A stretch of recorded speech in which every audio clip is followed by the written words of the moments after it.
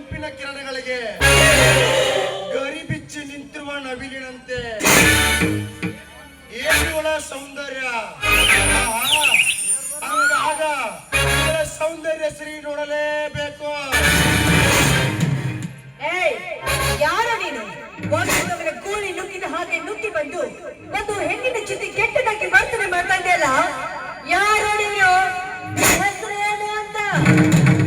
ನನ್ನ ಹೆಸರೇನು? इंग्लिश नाम तो अर्थ थिंग इन दिस नाम जमीन का रस ಅಚ್ಚ ಕನ್ನಡದಲ್ಲಿ ಪೃಥ್ವಿರಾಜ ಅಂತಾರೆ. ಏನಂದೆ ನೀನು? ಯಾರು ನೀನು? ಈ ಊರಿನ ಅಗರ್ಭ ಶ್ರೀಮಂತ ಜಯರಾಜನ ಆಪ್ತ ಸ್ನೇಹಿತ.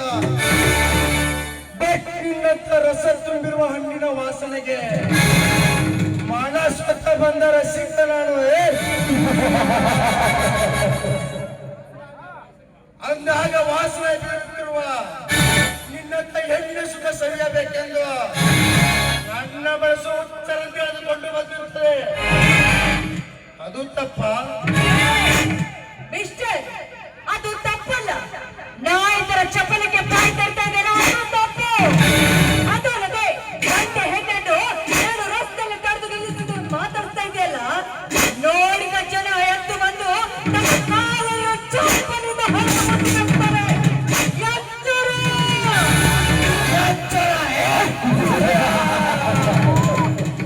ಈ ಕಲಿಯುಗದಲ್ಲಿ ಚಪ್ಪಲಿ ತೋರಿವ ಕಾಲವಿರುವಲ್ಲ. ಕಲಿಯುಗ, ಕಲಿಯುಗದಲ್ಲಿ ಕಂಡರು ಕಾಣದ ಹಾಗೆ ನರ್ತಿಸುವ ರಸಂತಂಬ ನಾಮಟ್ಟುಗಳ ಕಾಲವಿದು. ಅಂದಾಗ ಎತ್ತರ ಮಾತುಗಳಿಂದ ಎತ್ತಿಕೊಂಡು ಹೋಗುವಲ್ಲ ಈ ಪೃಥ್ವಿರಾಜ. ಇಲ್ಲ ಕೆಚ್ಚನೆಯ ಉಪ್ಪು ತುಕ್ಕಳ ನಡುವೆ ಕಾಮಲಿನ ಆಡಬೇಕೆಂಬುದೇ ಪೃಥ್ವಿರಾಜನ ಹಂಬಲದಾಟ. ನಿನ್ನ ಹೆಬ್ಬೈಕೆ ಅದು ಈ ಜನ್ಮದಲ್ಲಿ ಸಾಧ್ಯವಿಲ್ಲ ತಿಳಿದುಕೊಂಡು ಮಿಸ್ಟರ್ ಪೃಥ್ವಿರಾಜ್. ಹೆಣ್ಣಿದ್ರೆ ನಿನ್ನಂತ ಕಾಮುಕರ ಕೈ ಕೊಂಡಾಯ್ತು ತಿಳಿದುಕೊಂಡಿದ್ದೇನು? ಹೆಣ್ಣು ಒಲಿದರೆ ನಾರಿ, ಒಲಿದರೆ ಮಹಾಮಾರಿ. ಅಂದಾಗ ಈ ಹೆಣ್ಣಿನ ಮರ್ಮವನ್ನು ಅರಿಯದ ಮೂಢ ನೀನು. ದೂರ ಸರಿಯಾಚೆ, ದೂರ ಸರಿಯಾಚೆ.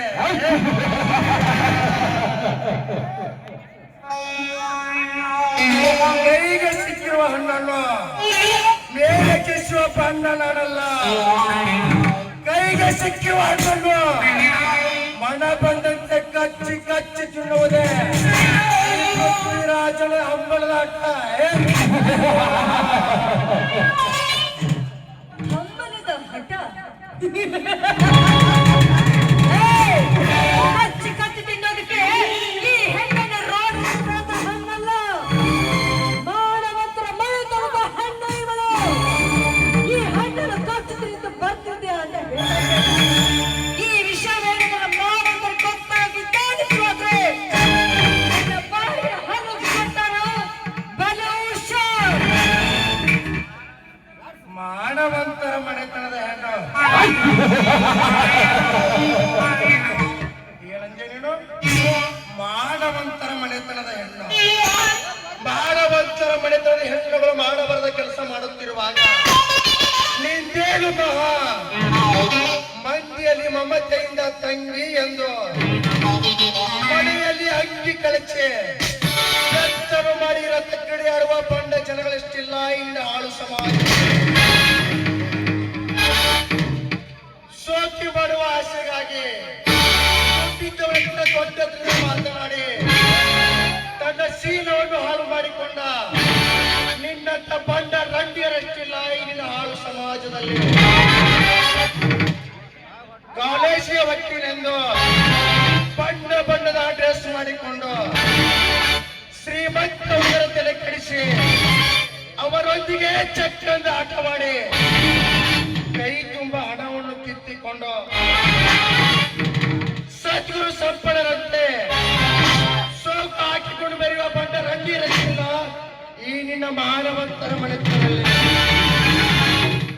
ಅಷ್ಟೇ ಹಾಕಲೆ ಮನೆಯಲ್ಲಿ ಬಂಗಾರದ ಹೆಂಡತಿ ಇದ್ದರು, ನಿನ್ನ ಹೆಣ್ಣಿನ ಮಾತಿಗೆ ಬರಲಾಗಿ ತನ್ನ ಸರ್ವ ಆಸ್ತಿಯನ್ನು ಬರಮಾಡಿಕೊಂಡು ಬರುವ ಬಂದ ಗಂಡರಷ್ಟಿಲ್ಲ ಈಗಿನ ಮಾನವಂತರ ಮನೆತನದಲ್ಲಿ.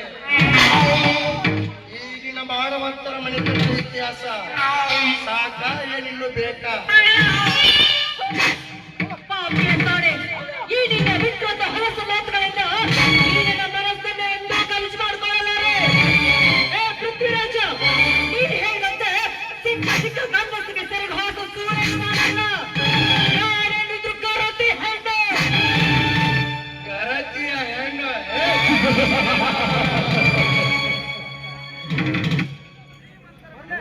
ಶ್ರೀರಾಮನಂತ ಗಂಡ ಮನೆಯಲ್ಲಿದ್ದರು. ಮತ್ತೊಬ್ಬ ಮಿಂಡನಿಗೆ ಸೆರಗು ಹಾಸಿ ಗರ್ಭವತಿಯಾಗಿ ಬಂದು ಆ ಗರ್ಭಕ್ಕೆ ನಿಂತಿದ್ದಲು ಸುಳ್ಳು ಹೇಳಿ ಮಿಂಡನಿಗೆ ಗರ್ಭವತಿಯಾಗಿ ಬಂದು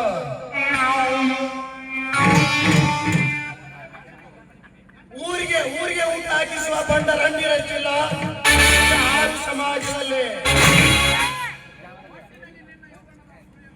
ಒಟ್ಟಿನಲ್ಲಿ ಹೇಳಬೇಕಂದರೆ ಸೂಳೆ ಆದರೇನು, ಗರತಿ ಆದರೇನು, ಒಟ್ಟಿನ ಮಡಿಯಲ್ಲಿ ಅನ್ನ ಪಡೆಯಬೇಕೆಂಬುದೇ ಪೃಥ್ವಿರಾಜನ ಅಂಬಲದಾಟ. ಮುಟ್ಟ ಬೆಳಕೂರ ಸರ್ವ ಚಿಕ್ಕಾಮುಖ ನಿನ್ನ ಕರ್ಮ ಚಾಂಡವನ್ನು ಆಲಂಗಿಸಲು ಯಾವುದಾದರೂ ರೂಪದಲ್ಲಿ ಒಬ್ಬ ಶೂರನ್ನು ಕೊಟ್ಟು ಕಳಿಸುತ್ತಾನೆ ಆ ನಮ್ಮ ದೇವರು.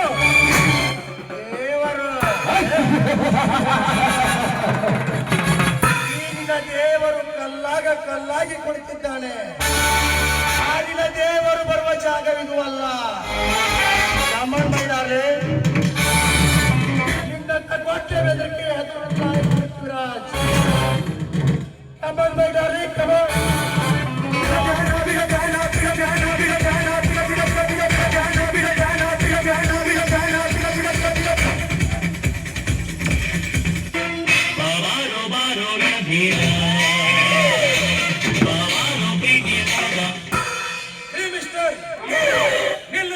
ದುಶ್ಶಾಸನ ಕೆಲಸವನ್ನು ಅಂದು ಮಹಾತ್ಮ ಗಾಂಧೀಜಿ ಹೇಳಿದರು.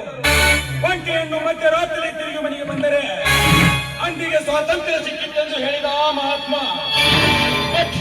ನಿಮ್ಮತ್ತ ಲಾಡನ್ಗಳು ಹುಟ್ಟಿಕೊಂಡು ಆ ಮಹಾತ್ಮ ಕಂಡನ ಭಾರತದ ಕನಸನ್ನು ನುಚ್ಚು ನೂರು ಮಾಡಿದ್ದೀರಿ.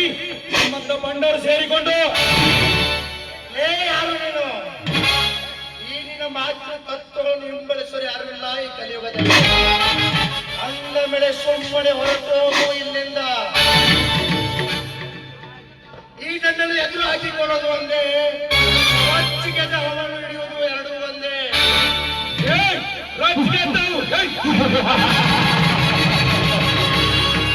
ನಿನ್ನಂತ ರೊಚ್ಚಿಗೆದ್ದ ವಿಷ ಸರಪನ್ನು ಹಿಡಿದು ನನ್ನ ರೊಚ್ಚಿಗೆದೆಯಿಂದ ನಿನ್ನ ವಿಷದ ಹಲ್ಲನ್ನು ಕಿತ್ತೆ ನನ್ನ ಪಂಗಿನ ಹಾಲದಿಂದ ಆಟರಿಸಬಲ್ಲ ಆ ವಾಡಿಗ ನಾನು. ನಿನ್ನಂತ ಬಂಡರ ಪುಂಡಾಟಿಕೆಯನ್ನು ಕೂಡ ಸಮೇತ ಕಿತ್ತುಗೆಯಲು ಹುಟ್ಟಿ ಬಂದಿರೋ ನೀ ಕರ್ಣ. ಕಲಿಯುಗದ ಕಾರಣ ಅಂದು ಮಹಾಭಾರತದಲ್ಲಿ ಕೌರವರನ್ನು ಗೆಲ್ಲಿಸಿ ಕೊಡಲಾಗದ ಕಾರಣ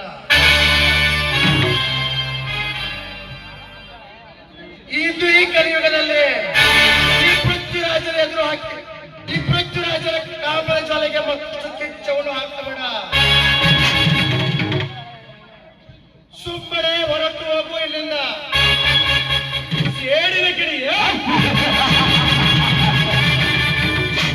ಲೇ ಪೃಥ್ವಿರಾಜ, ಬೆಂಕಿ ಬಿರುಗಾಳಿ ಬೀಸಿ ಭೂಮಿ ಆಕಾಶವೇ ಕರಗತ್ತಲ ಮೋಡಿಯಿಂದ ಕವಿದರು ನನ್ನ ಮನಸ್ಸಿನಲ್ಲಿ ಉತ್ಪರಿಸಿದ ಸೇಡಿನ ಕಡೆಗೆ ಸಿಕ್ಕು ಅವಂತನಾಗಬೇಡ. ಇದನ್ನು ಅರಿಯಲು ನೀನು ಮಂಗನಂತೆ ವರ್ತಿಸಿದರೆ ಜನಾರ್ದಲ್ಲಿ ಬೀಳುವುದು ನಿನ್ನ ಹೆಣ. ಎತ್ತರ ಮಗನೇ. ಎಚ್ಚರ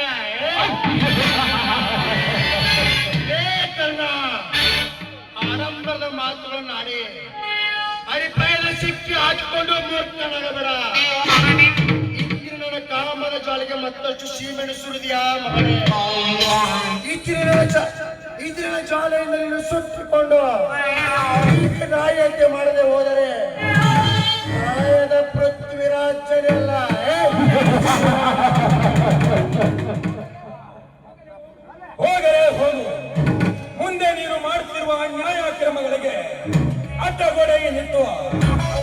ನಿನ್ನನ್ನು ಬೀದಿಗೆ ತರುತ್ತಾನೆ ಬಿಡುವುದಿಲ್ಲ ಮಗನೇ.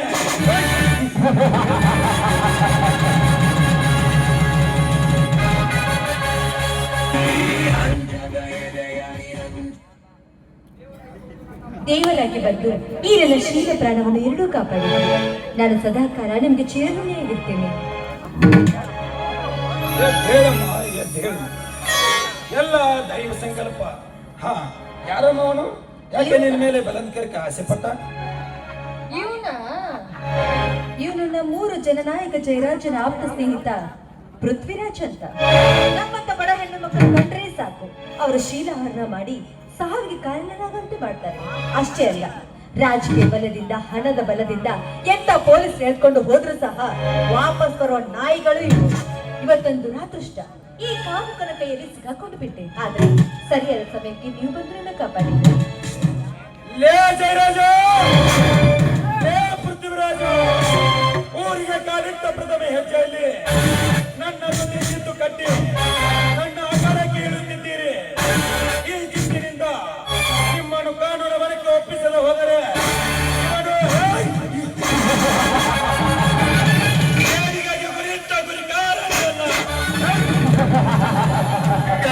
ಏನು ವಿಚಾರ ಮಾಡಿಲ್ಲ. ನೋಡಮ್ಮ, ಹುಚ್ಚ ನಾಯಿಗಳ ಎಂದು ಎದುರಿ ಓಡಿ ಹೋದರೆ ಅವುಗಳ ಪೌರುಷತನ ಹೆಚ್ಚಾಗುವುದು. ಎದುರುವುದನ್ನು ಬಿಟ್ಟು ಬೆನ್ನೆಟ್ಟಿ ಬೇಟೆ ಆಡಿದರೆ ಎದುರಿ ಓಡಿ ಹೋಗುವುದು. ಇದೇ ಕಲಿಯುವುದ ನಿಯಮವಮ್ಮ, ಇದೇ ಕಲಿಯುವುದ ನಿಯಮ. ಹೌದು, ತಾವು ಯಾರು ಅಂತ ನಂಗೆ ಗೊತ್ತಾಗ್ಲಿಲ್ವಲ್ಲ. ಈ ಊರಲ್ಲಿ ಸಹ ನಿಮ್ಮನ್ನು ಒಂದ್ಸರಿಯ ನೋಡಿಲ್ಲ. ಈ ಊರಿಗೆ ಹೊಸಬ್ರು ಅಂತ ಕರೆಸ್ತಾ ಇದ್ದೀವಿ. ಯಾರು ನೀವು? ನಾನ್ಯಾರೆಂಬುದು ನನಗೆ ಗೊತ್ತಿಲ್ಲ.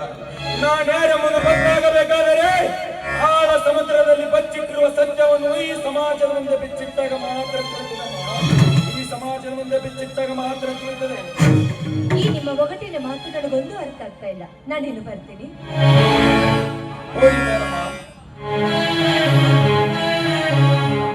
ಹೌದು, ಅರ್ಥ ಮಧ್ಯ ವ್ಯರ್ಥ ಸಮಯ ನೋಡಿ ಸ್ವಾರ್ಥಿಕ ವಿಚಾರವನ್ನು ಈ ಸಮಾಜದ ಮುಂದೆ ಬಿಚ್ಚಿಟ್ಟಾಗ ನನ್ನ ಮನಸ್ಸಿಗೆ ನೆಮ್ಮದಿ.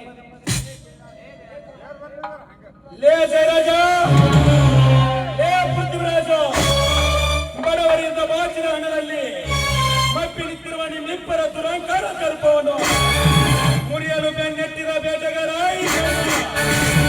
ನನ್ನ ತಂದೆಯನ್ನು ಕೊಂದು ನನ್ನ ಪರದೇಶನಾಗಿ ಮಾಡಿ ಈ ಕಾನೂನಿನ ಕಣ್ಣಿಗೆ ಮಣ್ಣರಿಸಿ ಬದುಕುತ್ತಿರುವ ನಿಮ್ಮಿಬ್ಬರ ದುರಂಕಾರ ಕಲ್ಪವನ್ನು ಇಂತಾಗಿ ತುಂಡರಿಸಿ ನನ್ನ ನದಿ ನಾಯಿಗಳಿಗೆ ಹಾಕದೆ ಹೋದರೆ ಇವನು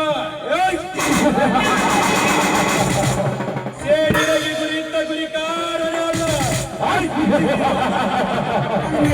ಎಲ್ಲ ಹಿಸ್ಟ್ರಿ ಉಳಿದೇ ಇಲ್ಲ.